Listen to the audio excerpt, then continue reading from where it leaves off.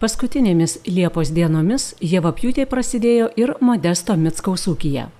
Ūkininkaudamas Radviliškio rajone, ūkininkas turi šiek tiek palaukti svarbiausio metų darbo. Šiauresnėme Lietuvos krašte derlius bręsta lėčiau ir vėliau. Bet ir čia pasiekta pasėlių branda, o pirmasis į bunkerius byrėjo rapsų derlius.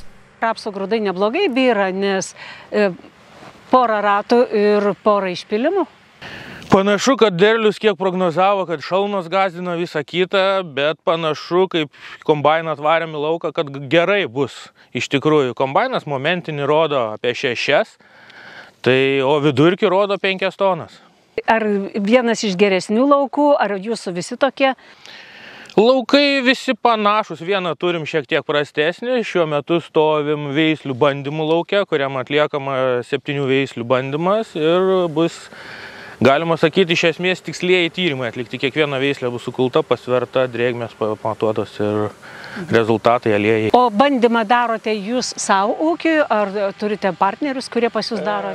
Turime ir partnerius, kurie teikia sėklas bandymam, kurie stebisi savo rinką, įveža naujų ir stebi pagal regioną, kaip reaguoja sėklos. Ir dėl savęs iš tikrųjų atlikę bandymą, kitais metais pasirenkam veislės, kurios geriausiai pasirodė.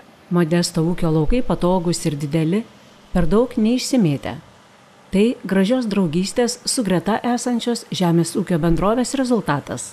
Kad būtų kaip abipusė nauda, mes radom tokius laukus, kur susikėlėm paprasčiausiai ir jiem gerai, ir mum gerai, ir sustaminam masyvus. Auginame kviečius, kaip ir visi, rapsas irgi taip pat pelninga kultūra, žirnių nemažai turim, auginam aliejinį ridiką sėklai, taip pat ciklininkystei, garstyčią sėklai ir miežiai. Ir kiek iš viso hektarų reikės nukulti? Iš viso reikės nukulti 470 hektarų. Kokia dalis iš jų sėkliniai pasėliai? Apie pusę turbūt?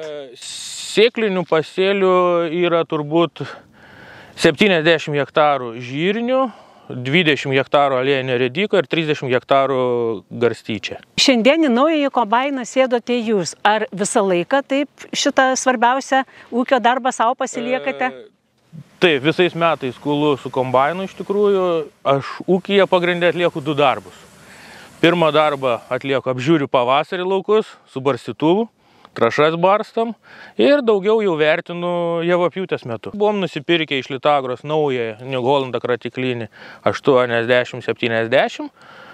Tikrai geras kombainas, 10 metų atkūlėm, realiai be jokių gedimų, galim sakyti. Tai stebuklingas kombainas.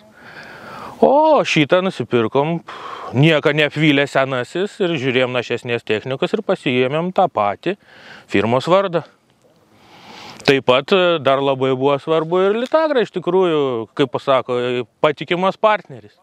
Tai turbūt tie tarpusavio santykiai labai daug lemia. Santykiai su vadybininku, santykiai su pačia įmonė, su serviso darbuotojais. Taip, labai, nežinau, gal mums čia pasisekė, iš tikrųjų Šiauliuose turim labai puikų vadybininką. Ir serviso darbuotojų ypatingai su vienu labai gerai bendradarbiaujam, bet kada gali atsiliepti iš tikrųjų ar problemų iškylus, ar darbas, nedarbas. Aš nuo 12 metų Radviliškio rajone darbuojasi.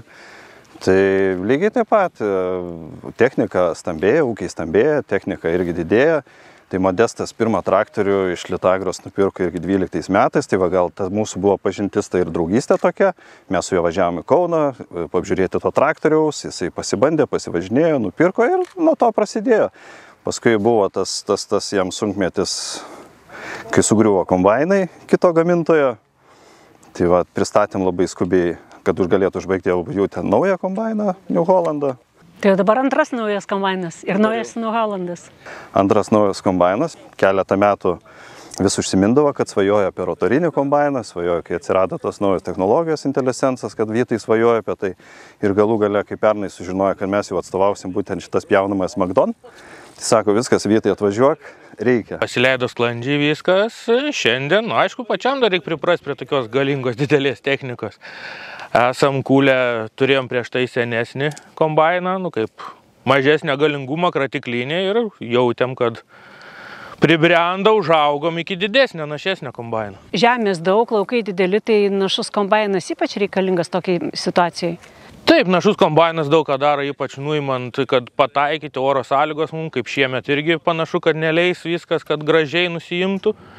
Ir ėmėm našesnį vien dėl to, kad atsisakėm 2 senesnių kombainų ir pasiėmėm 1 našesnį, nes manau, kad 1 techniką išlaikyti lengviau negu 2. Turbūt labai svarbu ir darbo sąlygos tokiu atveju, kai reikia daug laiko praleisti javapjūtės metu kabinoje kombaino. Tai be abejo, šitas kombainas jau labai palengvina darbo, automatika, IntelliSensas, reguliuoja pats, automatinis vairavimas, sekimas dideliuose laukuose, iš tikrųjų iš vis gali pailsėti, realiai vos ne pietus pavalgyti važiuodamas. Jūs pasirinkote pjaunamąją, tokią, galima sakyti, ypatingą pjaunamąją. Kodėl? Nemanau, kad čia ypatinga labai, aišku, pas mus dar nepriprasta, gan paprasta pjaunamoji, šiaip kol nesusiduria, atrodo baisiai, bet šiaip paprasta. Šitą pjaunamą mes pasirinkom dėl to, kad mes auginam taip pat daug sėklinių žirnių, o žirniai, kaip žinoma, visada dažniausiai būna nuo žemės. Kiek pasiemi, tiek tavo. Tai pabandėm investuoti pjaunamąją, kad kuo daugiau susirinkti žirnių. Visi laukai, kiek dabar turim 70 hektarų, yra sėkliniai sėklos dauginimas. Tai labai svarbu iš tikrųjų yra ir mums, ir firmai, kuri jama žirnius, kuriuos toliau visi kiti ūkininkai Lietuvoje sėja. Kombainas dirba ir su ne visai tradicinė pjaunamąja.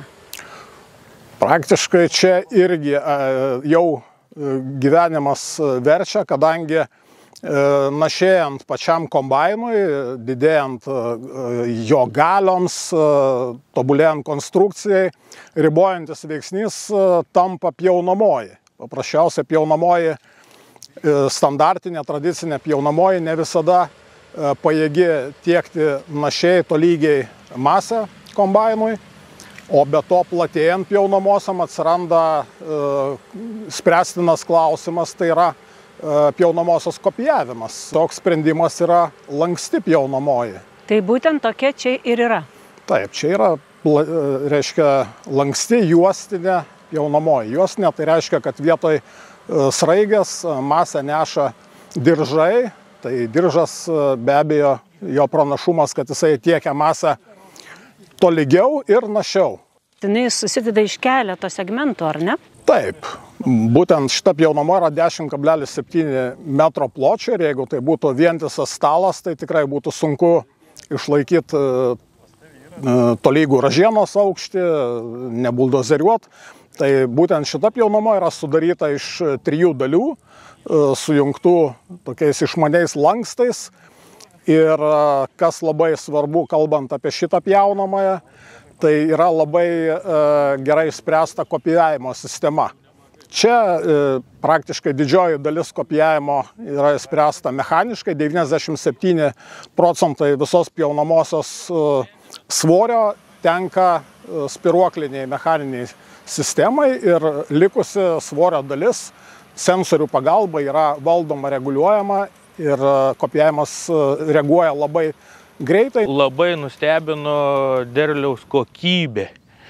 Kaip kūlamas, švariai iškūlama iš tikrųjų, nes su anuo kombainu atrodo ir stengdavomės ir viską. Vis tiek žmogus pats nepadaro taip, kaip dirba visa automatika, kuri kombainą reguliuoja kas kelios minutės. Rotoriniai kombainai vis dažniau išvažiuoja iš pardavėjų kiemų ir vis dažniau dirba ūkininkų laukuose. Tai kas lemia tokią tendenciją?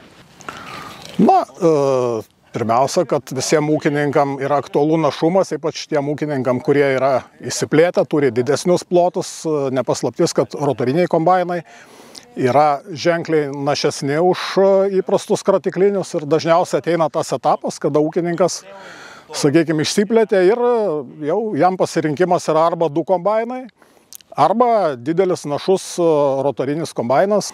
Šis kombainas yra New Holland CR990 Revelation serija. Tai yra vienas našiausių kombainų rinkoje. Ir aš matau, kad jisai 2 rotorių, ar ne? Neklystu? Jis yra 2 rotorių ir šią koncepciją New Hollandas, sakykime, pasirinko nuo pat pradžių, nuo 1975 metų, kada buvo sukurtas pirmas New Holland rotorinis kombainas. Dėl 2 rotorių nupjauta masė visada juda vienu pločiu, tolygiai. Todėl kombainas dirba našiai ir ekonomiškai.